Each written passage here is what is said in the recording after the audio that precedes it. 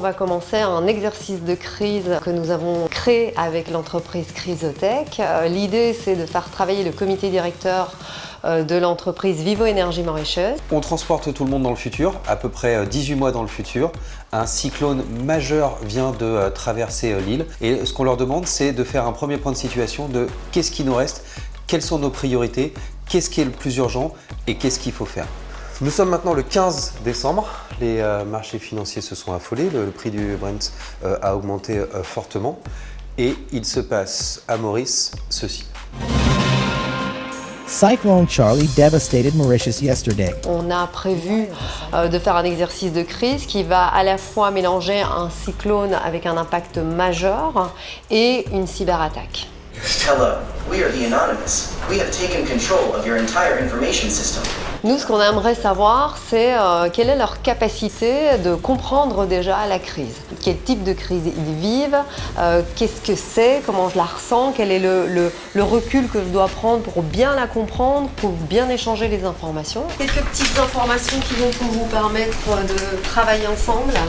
Ensuite, quelle est leur capacité à comprendre les différents impacts de cette crise, à prendre des décisions et aussi à travailler ensemble parce qu'une gestion de crise, c'est un travail collectif. Ce qu'on peut regarder, c'est le mode de prise de décision dégradé face à un temps qui s'accélère, face à des enjeux qui sont très graves.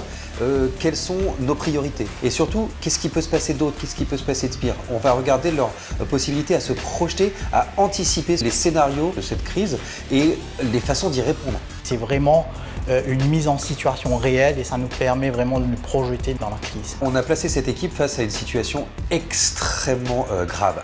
Ce que je vois aujourd'hui, c'est une très belle équipe, extrêmement soudée, avec beaucoup de confiance entre les personnes.